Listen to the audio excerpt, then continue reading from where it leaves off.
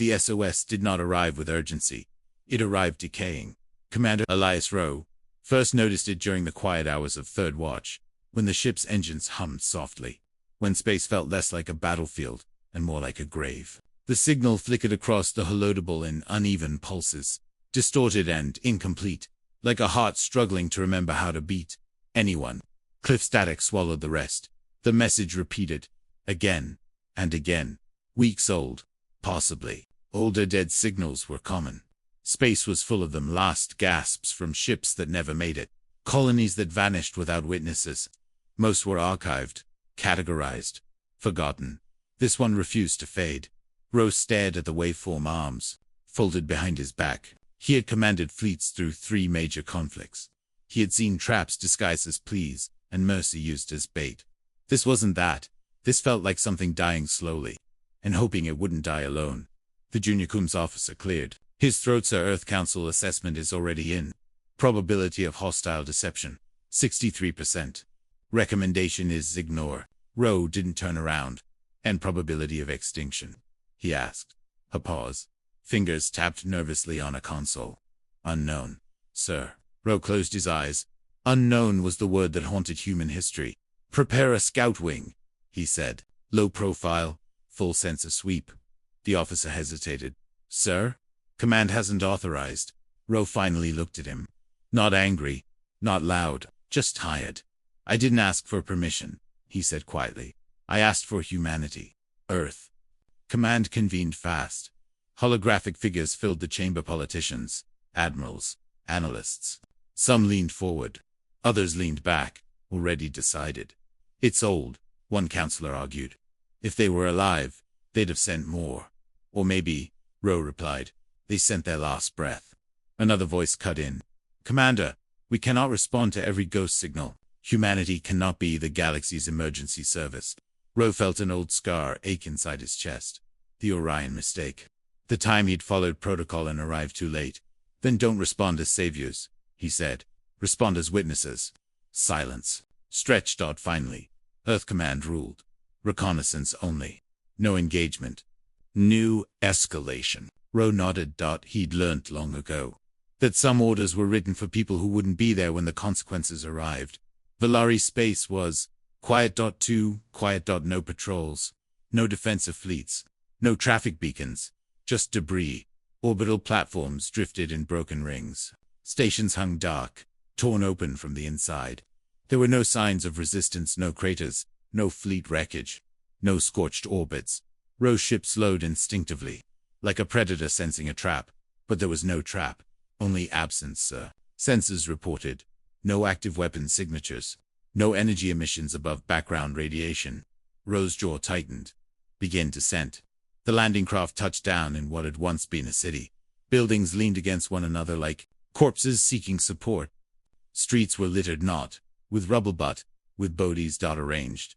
Families lined against walls. Elders seated carefully on steps before execution. Shelters marked with emergency glyphs collapsed deliberately from above. Rowe stepped out onto the street and felt his boots crunch on broken glass. No shell impacts. No chaotic destruction. This had been calm. Intentional. This wasn't war, his exo whispered. This was procedure. Rowe removed his helmet despite regulations.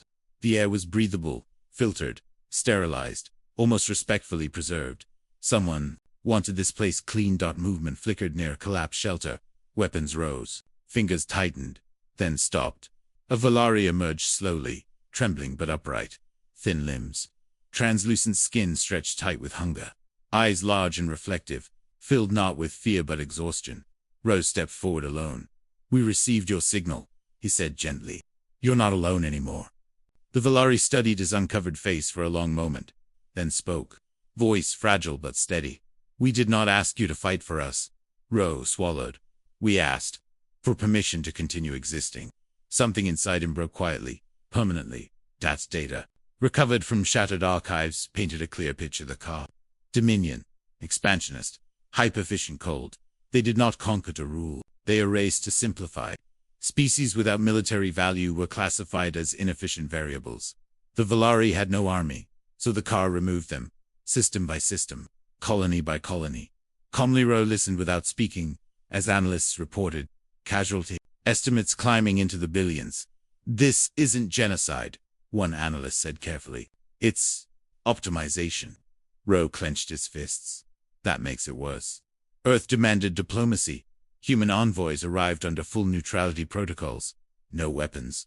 Full transparency. Every law followed. Rowe watched the live feed from his bridge. The car representatives listened politely, then executed the diplomats on camera. No anger. No shouting. Just a blade and a statement transmitted across human space. Mercy is inefficient. The feed cut. Silence swallowed the bridge. Rowe felt something ancient and dangerous stir in humanity's collective memory. Earth Commander responded immediately. Limited engagement authorized. Surgical strikes only. Avoid escalation. Rowe laughed. Softly. Not humor. Recognition. They were still pretending this was a conflict that could be managed. That night, Rowe stood alone in the war room, staring at a sealed file humanity had sworn never to open again. He remembered why it existed. Humanity had once nearly destroyed itself. Learning this lesson that survival sometimes demanded becoming something terrifying.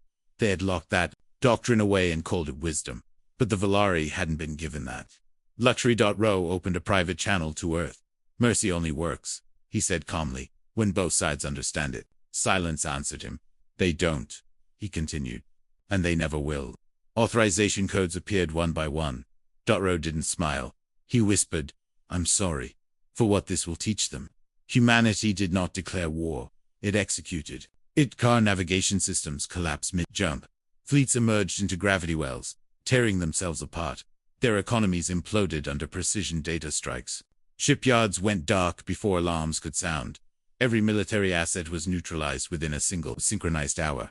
No civilian worlds were touched. No celebrations broadcast. This wasn't rage. It was policy. Khar Command attempted surrender. Humanity accepted on conditions that ensured the car would never threaten anyone again. Weapons dismantled. Expansion doctrines erased. Leadership contained permanently.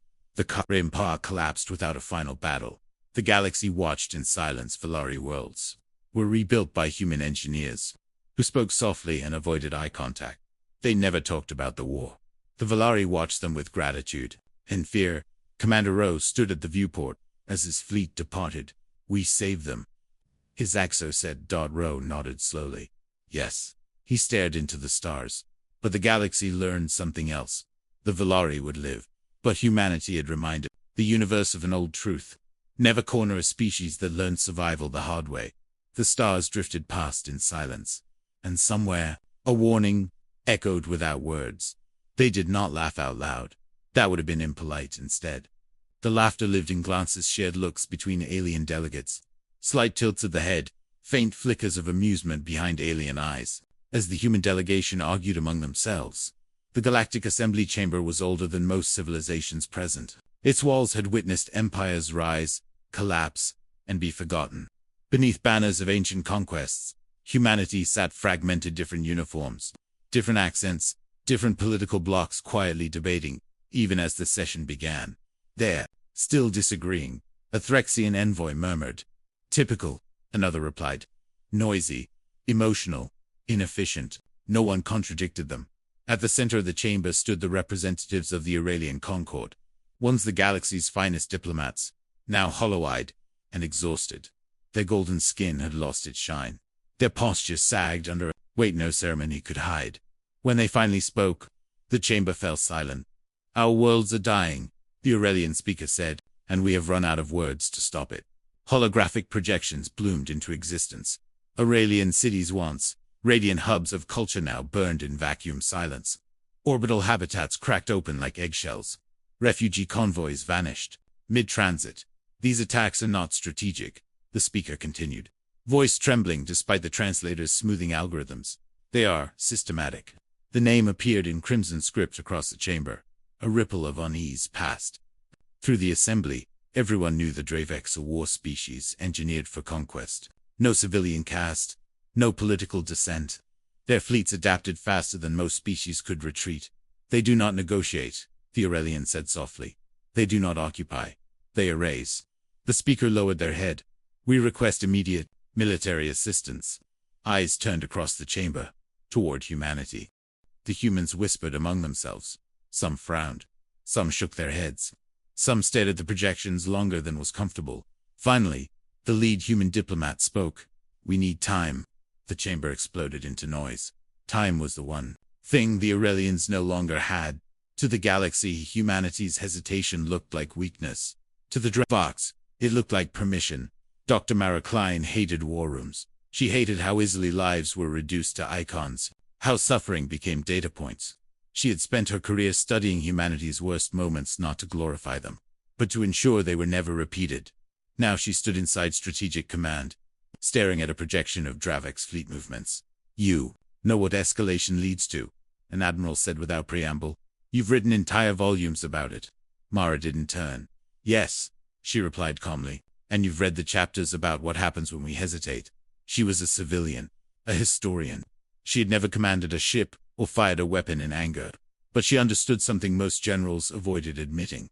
Humanity didn't fight wars to win battles. Humanity fought wars to remove threats. Permanently. And once humanity decided something was a threat, there was no such thing as halfway.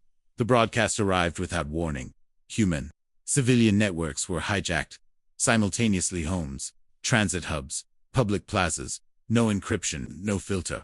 Aurelian refugees stood in neat rows, thin, exhausted. Terrified Dravex soldiers moved with mechanical efficiency. Weapons raised not in anger but in routine.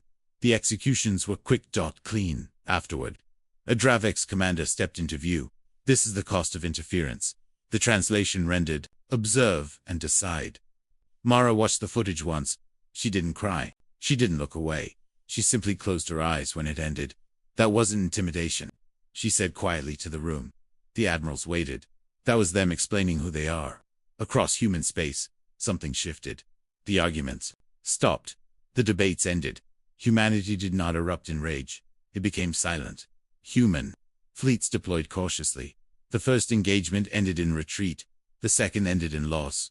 Alien allies panicked. "They're failing." Aurelian commanders protested. "Why aren't they committing?" Mara stood behind the observation glass, hands folded behind her back. "They're committing," she murmured, "just not emotionally." Each engagement fed data into human systems. Dravex reaction times, chain of command delays, psychological triggers. The Dravex grew confident. Humans hesitate. Their war councils declared, they bleed. They argue that arrogance was the opening humanity needed, because arrogance made patterns predictable, and predictable enemies were already dead. They just didn't know it yet. The first real strike wasn't a battle. It was confusion. Dravex logistics networks began feeding false data into themselves. Fleets arrived at empty systems. Supplies vanished mid-transport. Orders contradicted each other. Entire armadas waited for commands that never came. Then came the economic strikes. Resource worlds lost market access overnight. Industrial sectors collapsed without a single shot fired. Propaganda networks flooded with human-generated simulations, so accurate they caused panic among Dravex command. Only then did human fleets advance. Calm, methodical, relentless. No speeches, no declarations, just movement. The Aurelian Concord pleaded again. "This is too much," they said. "Their empire is collapsing. Their civilians will suffer." The debate raged inside human command. Mara listened in silence. Finally, she spoke. "They chose this method of war," she said. "We're just refusing to stop halfway." The official human response echoed across the galaxy. "This is us stopping." Number. Anger. No. Triumph. Just fact. That terrified the assembly more than rage ever could. Dravex fleets turned on one another as command integrity collapsed. Generals hesitated. Subordinates questioned. Orders. Human strikes came only when necessary. Never excessive. Never emotional. The Dravex leadership finally understood the truth. Humanity was not trying to defeat them. Humanity was ending them as a concept. Within weeks, the Dravex Empire ceased to exist. No heroic last stand, no glorious extinction, just silence. The Aurelian Concord survived barely. They thanked humanity publicly. Privately, they withdrew trade agreements. Quietly expired. Joint councils dissolved. Humanity noticed. They always did. Mara stood alone in her office weeks later, staring at projections of a war that had ended faster than anyone expected. "We won," she whispered. But victory felt cold. Human fleets returned home. Without parades, no medals, no speeches, only sealed archives and classified reports. Mara submitted her final assessment with a single line. Total war is not rage, it is a decision. Humanity was quietly excluded from future alliances, feared, avoided, alone again, but alive. And across the galaxy, a lesson settled deep into collective memory. You can mock humans for arguing. You can laugh at their hesitation, but when they stop talking, they are already at war. You humans, overprepare. The alien ambassador said it with a soft, dismissive laugh, the kind meant to sound friendly but land like an insult. His species tall, angular, plated in pale silver armor, grown directly from their skin, had mastered war, long before humanity had invented agriculture. Captain Jonah Reyes stood at the edge of the briefing chamber, hands clasped behind his back, listening. Overprepared, the word echoed in his mind, as the ambassador continued. We asked for soldiers, the alien said. A few divisions, heavy infantry, something symbolic. Instead, you've sent, he gestured at the projection behind him, engineers, logistics vessels, civilian contractors, medical ships, orbital fabrication, arrays, and factories. There were murmurs of confusion around the chamber. Jonah didn't speak. He never did at first, because people who mocked logistics usually learned its importance right before everything collapsed. The Velari Union had not asked for much. One border world, one defensive line, one incoming threat. The Vorak swarm was advancing, an insectoid species that consumed systems like locusts. They didn't negotiate. They didn't retreat. They overwhelmed defenses through sheer numbers and exhaustion. The Velari wanted humanity to reinforce a single choke point, just enough force to hold them back, the ambassador said. We've seen your soldiers fight. Your reputation precedes you. Jonah almost smiled. Humanity's reputation was built on visible things. Soldiers, Marines, last stands, heroic charges. The invisible part always came first. Jonah Reyes had never been a hero. He had no confirmed kills, no dramatic war stories, no scars worth mentioning. His uniform was clean, his posture unremarkable. And yet, entire campaigns had succeeded or failed, based on his calculations. He was a logistics officer, the kind of man who measured war in fuel tonnage, food cycles, spare parts, and sleep rotations. The kind who understood a simple truth most warriors hated admitting. Wars aren't won by courage, they're won by endurance. As the meeting ended, the Velari officer leaned toward him. So when do the soldiers arrive, Captain? Jonah replied calmly. They already have. The officer frowned. I don't see. Jonah glanced at the orbital readouts. You will, he said. Human vessels didn't arrive dramatically. There was no triumphant formation, no intimidating fleet posture. Instead, the sky began to fill. Cargo ships the size of small cities, modular platforms unfolding in orbit, autonomous construction swarms spilling out like metallic pollen. Factories assembled themselves, piece by piece. Habitat rings followed. Power collectors bloomed like artificial suns. The Velari watched in stunned silence. What is all this? Someone whispered. Jonah finally allowed himself a small smile. This, he said, is how humans fight wars, longer than a week. A Velari commander approached Jonah days later, clearly frustrated. We don't need bakeries, he snapped. We need guns. Jonah raised an eyebrow. You know what happens when soldiers don't eat? The commander opened his mouth, then closed it. And you know what happens? Jonah continued mildly. When exhausted soldiers stop believing they'll be resupplied tomorrow. Silence. Jonah leaned closer, lowering his voice. The Vorak will starve before we do. The Vorak swarm arrived like a living storm. Their fleets blotted out stars. Their numbers were impossible, layer upon layer of chitinous ships, moving with high precision. The Velari panicked. Why aren't we engaging? They demanded. They're crossing the line. Jonah watched the tactical map, unmoving. Let them, he said. Human forces pulled back deliberately. Defensive platforms fired only when necessary. No dramatic engagements. No decisive battles. The Vorak advanced. And advanced. And advanced. Their supply lines stretched thin. Jonah's screens lit with data. Consumption rates. Fuel expenditure. Biomass loss. Good, he murmured. Jonah had learned this lesson. Early in his career, enemies planned for resistance. They planned for bravery. They planned for sacrifice. They rarely planned for math. Every Vorak ship destroyed required biomass to replace. Every jump burned fuel they couldn't easily replenish. Every hour they spent advancing cost them energy they couldn't recover. Meanwhile, human factories never slept. Human supply convoys ran on schedules, calculated years in advance. Human soldiers rotated through rest cycles, so precise they bordered on obsession. The Vorak were fighting an army. Humanity was deploying an economy. Weeks passed, then months. The Vorak slowed. Their assaults became erratic, their formations sloppy. Velari scouts reported something unprecedented. Vorak vessels were waiting. They're regrouping, the Velari assumed. Jonah shook his head. No, he said quietly. They're tired. The idea seemed absurd. The Vorak had never tired before, but no species had ever forced them to fight this long without relief. One Velari officer finally understood.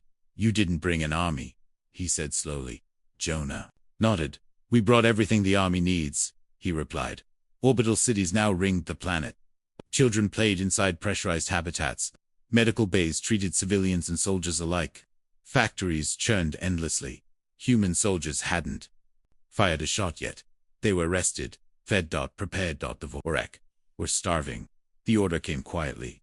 Deploy ground forces. Human troops descended in perfect formation. Fresh armor. Clean weapons. Clear eyes. The Vorak tried to respond. They couldn't.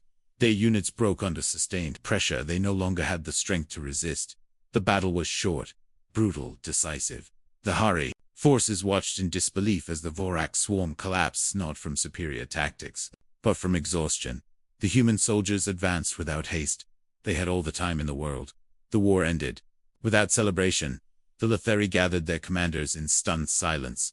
You could have ended this sooner, one said. Jonah nodded. Double quotes, yes, he replied. But then we'd have had to fight them again somewhere else. He gestured at the data. Now they can't.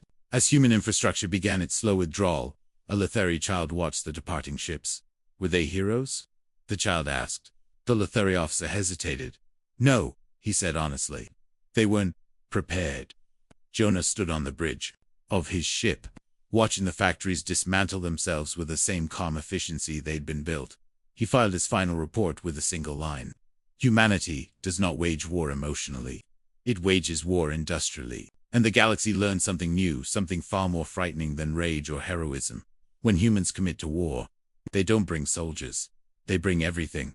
The message didn't arrive as a demand. It arrived as a plea. A cracked hologram flickered to life in the darkened chamber of the United Human Assembly. Static crawled across the image like a living thing.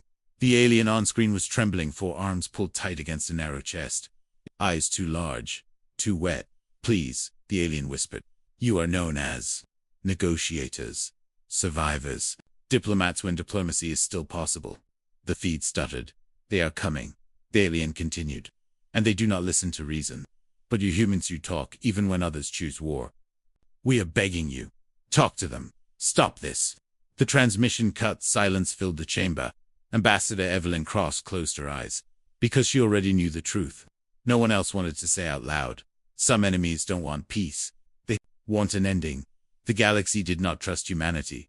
It feared them. Humans were newcomers. Loud. Stubborn. Unpredictable. They survived on a death world. They adapted too quickly. They escalated conflicts in ways that made ancient species uncomfortable. But there was one reason. The galaxy still called them. Humans talked. They negotiated with pirates, with empires, with machines that calculated morality as an inefficiency. Humans argued. Humans stalled. Humans searched desperately for alternatives. And when that failed, they finished things. The cartoon ascendancy was the current nightmare of species. That believed the universe was overcrowded. That sent extermination fleets not for conquest, but for balance. They didn't enslave. They didn't occupy. They erased. Entire systems went silent after their arrival. The alien species, begging for help. The Velari Concord had already lost 7 worlds. They wanted humans to negotiate. They didn't understand what they were really asking. Evelyn had spent her life preventing wars. She believed in words, in compromise, in empathy as a strategic tool. She'd watched humans talk down warlords who'd sworn eternal hatred. She'd negotiated ceasefires between species that couldn't even breathe the same atmosphere. When the Velari message arrived, she volunteered. Instantly, I'll go. she said. Let me talk to them. A general across the table leaned back, arms crossed. And when they don't listen, Evelyn met his gaze. Then we'll know, she said quietly, that we tried. No one argued, because that was the unspoken rule of human war. You only unleashed hell after you exhausted heaven. The cartoon fleet didn't arrive with threats. They arrived with certainty. Their vessels were geometric nightmares, perfect angles, black holes that swallowed light. No visible weapons, no insignias, just inevitability. Evelyn's diplomatic ship was allowed to approach. That alone unsettled her. Species that welcomed negotiation didn't allow enemy vessels this close without fear. The cartoon did not fear her. The communication channel opened. A voice spoke, not hostile, not mocking, simply tired. State your purpose. Transient species. Evelyn swallowed. I am Ambassador Evelyn Cross of humanity, she said. I'm here to negotiate peace. There was a pause. Then there will be no peace, the voice replied. Only efficiency. Evelyn leaned forward, heart pounding. You're committing genocide, she said. Entire civilizations, children, culture, history gone. How is that efficient? Another pause. Growth without pruning leads to collapse. The cartoon answered, we prevent greater suffering. Evelyn clenched her fists. By causing it. Yes, the voice replied calmly. Brief suffering. Final suffering. Evelyn tried everything. Shared resources. Territorial agreements. Population. Limbs. Migration assistance. The cartoon rejected every proposal. Not angrily. Logically. Finally, Evelyn asked the question she'd been avoiding. If we stand in your way. The reply came instantly. You will be removed. Evelyn returned to human space, shaken but composed. They won't negotiate, she reported. They don't hate us. They don't fear us. She paused. They don't even see us as enemies. The general sighed. Then they see us as obstacles. Evelyn nodded. Double quotes, yes. She hesitated. I recommend evacuation assistance for the Velari. Full humanitarian deployment. The room went quiet. A strategist spoke carefully. And when evacuation fails. Evelyn closed her eyes. Then, she whispered. We stopped talking. The galaxy felt it before it saw it. Human fleets mobilized not aggressively, but comprehensively. Diplomats vanished from the front lines. Engineers replaced them. Scientists. Strategists. The cartoon noticed you have abandoned negotiation. They observed. Evelyn sent the final message herself. No, she replied. We finished it. The cartoon expected fleets. They expected battles. They expected resistance. They did not expect silence. Human ships did not engage directly. Instead, they deployed something far worse. Humanity attacked infrastructure. Not planets. Not populations, supply chains, energy networks, fabrication hubs. Systems went dark, not explosively, but permanently. The cartoon didn't understand at first. Their fleets advanced and stalled. Their ships required perfect synchronization. Human disruption broke that perfection. A cartoon strategist transmitted a confused inquiry. Your tactics are inefficient. You prolong the outcome. A human commander replied dryly. We're negotiators. We like to take our time. Months passed. The cartoon lost cohesion. Not through battle but through starvation, energy depletion, and systemic failure. They had optimized themselves into fragility. Humans exploited that. The Velari watched in stunned silence as their annihilators simply stopped coming, one by one. Cartoon worlds went dormant. Not destroyed, abandoned. Evelyn received one last transmission. You could have destroyed us quickly. The cartoon voice said, no longer calm. Why do this? Evelyn answered, honestly, because you would have done the same to others, she said, and called it mercy. There was no reply. The channel closed forever. The Velari was saved. Barely. The galaxy exhaled. But something had changed. Humanity, who was no longer seen as reckless, or emotional, or merely violent. They were seen as final. Speeches whispered a new rule. If humans are still talking, you are safe. If they stop, it's already over. Evelyn stood alone in her quarters, staring at the stars. She recorded a private log, I believed. Words could save everyone, she said softly. I was wrong. She paused. But I also learned something. She looked up. Humanity does not rush to war. But when we accept that peace is impossible, her voice hardened. We make sure the war never happens again. The log ended. The galaxy would remember. A small hand reached through the debris. The alien child was filthy, exhausted, and terrified. Her large eyes fixed on Sergeant Alex Ward, standing among the ruins of what had once been a bustling Velari city. Smoke curled from half-collapsed buildings. Fires licked the edges of streets, where children had once played. "Are you here to save us or bury us?" she asked, voice trembling, barely audible over distant shelling. Alex knelt, resting his armored forearm on a shattered wall. He had no answer yet, because the truth was ugly. Humanity had not been asked for permission. They had violated treaties, ignored council mandates, entered a war they had not been formally called to join. Yet here he was. The children of a doomed speeches were counting on him, and counting on humanity.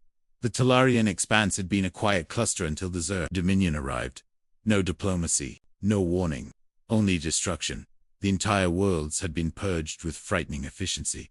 Population centers vaporized, fleets annihilated, infrastructure turned to rubble. Any species that had hoped the Galactic Council would intervene were now dust among the stars.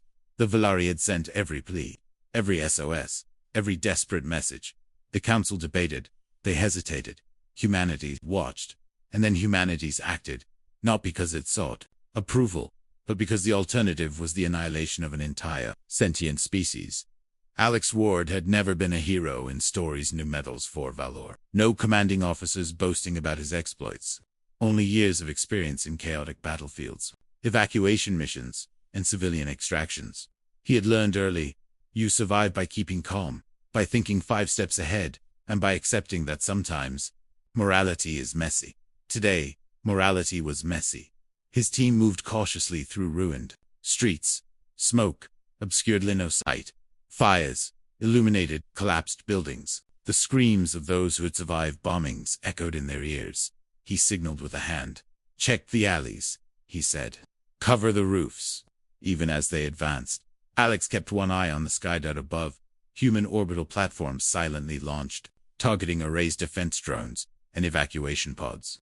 Precision orbital bombardments were timed to avoid Velari shelters but leave no safe path for Khar attackers. This was humanity's intervention in microcosm. Surgical, brutal, and perfectly balanced between rescue and retribution. Velari civilians huddled in makeshift shelters. Panic roared in their veins, amplified by smoke, collapsed infrastructure, and Khar patrols closing in. Alex's voice cut through, calm, precise. "Move in twos. Don't leave anyone behind. If you see a child alone, stay with them." The first evac pods arrived from orbit, tethered by energy beams that shimmered like translucent ropes. Velari citizens ran, stumbling over rubble, desperation written across every face. The countdown was relentless. Every minute mattered, every second a life. And Alex knew the Khar wouldn't wait. Alex ran through the debris, carrying a Velari child over his shoulder. The girl clung to him like life itself depended on it, which, in truth, it did. He thought about the council, the mandates, the treaties. All meaningless here. "You've crossed a line," one council member would say. If he survived, Alex didn't care. Because right now humanity's moral clarity was simple. Protect the innocent. Stop the Khar. Survive long enough to see the Velari live. A patrol ship descended from the sky. Its bulk was angular, insectoid, black as void, weapons bristling. Alex's team didn't hesitate. Energy rifles discharged. Plasma rounds cut through. Metal, precise, non-lethal. Where possible, the Velari ran. The humans fought hand in every movement. There was purpose. No heroics. No stunts. No unnecessary risk. Every shot, every motion, every command. Mathematical efficiency disguised as instinct. Alex watched Khar units funnel civilians toward an open plaza. The orbital bombardment team reported in. "Target coordinates are clear. We can eliminate the patrols before they reach civilians. But the blast radius risked Velari lives." Alex hesitated. Every second of indecision weighed like a ton of steel. Finally, he gave the order. "Target, but minimize collateral. Cover the exits, focus on the patrol's flanks." A pause. Then confirmation. The Khar patrol was neutralized. Civilians ran. Alex exhaled. The weight of the decision lingered. Humanity could have wiped the Khar clean in minutes. Instead, they balanced rescue with punishment, precision with justice. Above, orbital platforms didn't merely bombard. They sculpted chaos. supply lines, communications, command nodes. Every strike was calculated to cripple the Xur without harming Velari shelters. Humanity's precision was terrifying. The Velari had never seen war like this. They watched human fleets dismantle an enemy empire without unnecessary slaughter, teaching them a brutal truth. When humans intervene, survival isn't random, it is guaranteed. Xur reinforcements arrived, larger, more numerous, more aggressive. Alex realized the stakes. Delay, hesitation, or error meant mass casualties. He coordinated with Orbital Command. Evacuation pods surged. Orbital strikes intensified. Every second counted. And yet, there was no panic, no overreaction, only precision, efficiency, discipline. The Velari realized something chilling. Humans did not fight emotionally. They fought logically, with morality interwoven into every tactical decision. Evacuation pods were full. Civilians screaming in relief. Fires consuming streets behind them. Xur units scattered, disorganized, confused by human countermeasures. Alex's inner monologue ran cold. This is war as it should be. Calculated, relentless. Not for glory, not for revenge, for life. And then the Xur commander appeared. Massive, multi-limbed, energy bristling. It moved faster than any human soldier could react. Alex saw the path. He raised his rifle, and then he realized he didn't need to fire. Orbital platforms already cut off the Xur's reinforcement routes. Drones harassed its flanks. Supply lines evaporated. The creature fought alone. It collapsed not from a hero but from strategic inevitability. Velari survivors wept, hugged, starved, soot-covered, trembling. Alex sat against rubble, breathing heavily. Humanity had broken treaties, ignored councils, risked political exile, and yet millions were alive because of it.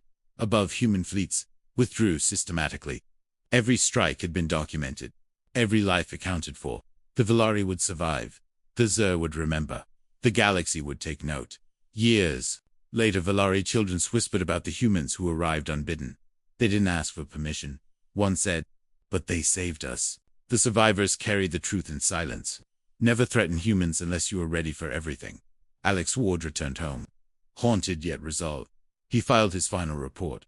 "We did not ask. We did not hesitate. We ensured survival. Humanity does not negotiate when extermination looms.